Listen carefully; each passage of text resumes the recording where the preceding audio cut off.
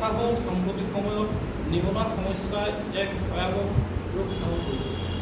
এই নিবনুৱা সমস্যা সমাধানৰ কাৰণে চৰকাৰে যেনেধৰণে ব্যৱস্থা গ্ৰহণ কৰিব লাগিছিল তেনেধৰণে ব্যৱস্থা গ্ৰহণ কৰা নাই।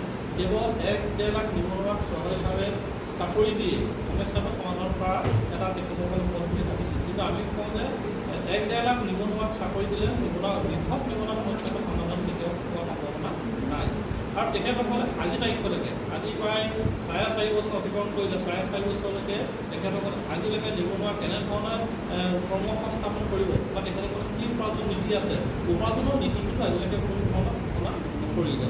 আমি সেইকাৰণে আজি এই সংবাদ মাধ্যমৰ জৰিয়তে আমি অসম চৰকাৰক আহ্বান জনাম যে আপোনালোকে নিবনুৱা কৰ্মসংস্থাপনৰ কাৰণে কি উপাৰ্জনৰ নীতি ব্যৱস্থা গ্ৰহণ কৰিছে, এই উপাৰ্জনৰ নীতিসমূহ আমাক ৰাজহুৱাভাৱে প্ৰকাশ কৰিবৰ কাৰণে আজি সংবাদ মাধ্যমৰ জৰিয়তে তেখেতসকলক আমি আহ্বান জনাইছোঁ। ইতিমধ্যে আপোনালোকে নিশ্চয় জানে যে অসমৰ চৰকাৰী ভূমিসমূহ বিভিন্ন উদ্যোগ প্ৰতিষ্ঠানক তেখেতসকলে ডাঙৰ ডাঙৰ উদ্যোগ প্ৰতিষ্ঠানক তেখেতসকলে আবণ্টন দিছে। কিন্তু সেই উদ্যোগ প্ৰতিষ্ঠানসমূহে অসমত কিমান নিবনুৱা যুৱক যুৱতীক কৰ্মসংস্থাপন দিব এই কথা কিন্তু আজিলৈকে স্পষ্টভাৱে প্ৰকাশ কৰা নাই। আমি অসম চৰকাৰক দাবী উত্থাপন কৰিব বিচাৰিছোঁ, আমাৰ উদ্যোগ লাগে আৰু আমাৰ চৰকাৰী মাটিসমূহ উদ্যোগীসকলক দিয়ক, আমি তাত আপত্তি কৰা নাই। কিন্তু আমাৰ সেই যে উদ্যোগ প্ৰতিষ্ঠানসমূহে 100% নিবনুৱা কৰ্মসংস্থাপন দিব লাগিব। যিসকলে মাটি আবণ্টন পাইছে, আদানীয়ে হওক বা আপোনাৰ ৰামদেৱে হওক, তেখেতসকলে মাটি আবণ্টন পাইছে। কিন্তু তেখেতসকলে আমাক এটা অজুহাত দিয়ে যে আমাৰ অসমত এনেকুৱা উপযুক্ত স্কুল থকা নিবনুৱা যুৱক যুৱতী নাই। কিন্তু আমাৰ দাবী, তোমালোকে আমাৰ ইয়াত তোমালোকে আমাৰ কাম কৰিবা, তোমালোকে আমাৰ উপাৰ্জন কৰিবা, উপাৰ্জন কৰি তোমালোকে তোমালোকৰ নিজৰ বেনিফিটটো কৰিবা। কিন্তু আমি অসমীয়া সমাজে আমি কি পাম, আমাৰ নিবনুৱাসকলে কি পাব বা আমাৰ অসমত কি পাব? আমাৰ দাবী হৈছে যে তোমালোকে আগতীয়াকৈ উদ্যোগ প্ৰতিষ্ঠান বা আগতীয়াকৈ আমাৰ নিবনুৱাসকলক কৰ্মসংস্থাপনৰ কাৰণে উপযুক্তভাৱে প্ৰশিক্ষণ দি আনি আমাৰ নিবনুৱাসকলক নিযুক্তি দিব লাগিব, 100% নিযুক্তি দিব লাগিব। কোনো কাৰণতে বাহিৰৰ নিবনুৱাক ইয়াত নিযুক্তি দিব নোৱাৰিব।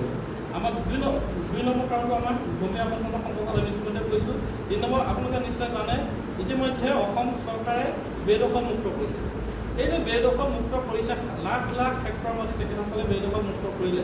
কিন্তু বেদখল মুক্ত হোৱাৰ পিছত সেই মাটিসমূহ কি কৰিব আজিলৈকে কোনো চৰকাৰে কোনো ধৰণৰ স্পষ্টভাৱে ঘোষণা কৰা নাই। আমি চৰকাৰক দাবী উত্থাপন কৰিছোঁ যে সেই বেদখল কৰা মুক্ত হোৱা মাটিসমূহ তেখেতসকলে কি কাৰণত ক'ত ব্যৱহাৰ কৰিব, কি কাৰণে ব্যৱহাৰ কৰিব তাক স্পষ্টভাৱে ঘোষণা কৰিব লাগিব।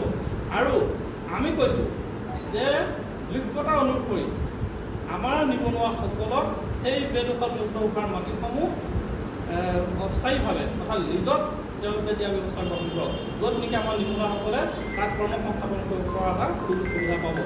তেওঁলোকে যদি সেই আমাৰ নিবনুৱাসকলক নিদি, আমাৰ স্থানীয় নিবনুৱাসকলক নিদি যদি ডাঙৰ ডাঙৰ উদ্যোগপতিসকলক দিয়ে, তেতিয়াহ'লে আমাৰ নিবনুৱাসকল কেনেকৈ কৰ্মসংস্থাপিত হ'ব? গতিকে আমাৰ কথা হ'ল যে স্থানীয় ভিত্তিত উপযুক্তভাৱে আমাৰ স্থানীয় নিবনুৱা যুৱক যুৱতীসকলক তেখেতসকলে সেই মাটিসমূহ দিয়া ব্যৱস্থা গ্ৰহণ কৰক। আমি চৰকাৰক আদৰণি জনাইছোঁ যে তেখেতসকলে যি ভূমিসমূহ উচ্ছেদ কৰিলে তাক আমি প্ৰশংসা কৰিছোঁ, আদৰণি জনাইছোঁ। হিমন্ত বিশ্ব শৰ্মাই ইয়াত সাহস তেখেতসকলক আদৰণি জনাইছোঁ। কিন্তু আৰু এটা কথা আমি আপোনালোকৰ মাধ্যমৰ জৰিয়তে ক'ব বিচাৰিছোঁ যে যিসকল উচ্ছেদিত ব্যক্তি, যিসকল যদি সন্দেহযুক্ত বিদেশীয়ে হয়, তেখেতসকল ক'লৈ গৈছে? তেখেতসকলতো আমাৰ অসমতে আছে। অসমত আজি যদি বৰপেটাত খেদিছে, বৰপেটাৰ পৰা তেখেতসকলে হয়তো উজনিলৈ গুচি গৈছে, উজনিত খেদিছে, তেখেতসকল আকৌ নামনিলৈ আহিছে বা বৈদ্যুতসকল আহিছে, আমাৰ ইয়াতে ঘূৰি আছে। এই ব্যক্তিসকলক ডিটেনশ্যন কেম্পত কিয় ৰখা নাই? যদি তেখেতসকলৰ সন্দেহযুক্ত বিদেশীয়ে হয় বা তেখেতসকলে আমাৰ বিতৰণ কৰাৰ ব্যৱস্থা চৰকাৰে কিয় কৰা নাই? গতিকে এইটো এটা নিৰ্বাচনৰ ইছ্যু নেকি? চৰকাৰ 26 চনৰ এটা নিৰ্বাচনৰ ইছ্যু নেকি? আমি এটা সন্দেহ প্ৰকাশ কৰিছোঁ 26 চনৰ এটা নিৰ্বাচনৰ ইছ্যু হ'ব পাৰে। গতিকে যি নহওক, আমাৰ কথা হ'ল যিসকল মাটি উচ্ছেদিত ব্যক্তিক মাটি গ'ল আৰু তেখেতসকলৰ সেই মাটিসমূহত আমাৰ স্থানীয় নিবনুৱা যুৱক যুৱতীসকলক কৰ্মসংস্থাপনৰ কাৰণে অস্থায়ীভাৱে লিজত দিয়া ব্যৱস্থা গ্ৰহণ কৰিবৰ কাৰণে আমি আজি সংবাদ মাধ্যমৰ জৰিয়তে অসম চৰকাৰক দাবী উত্থাপন কৰিছোঁ।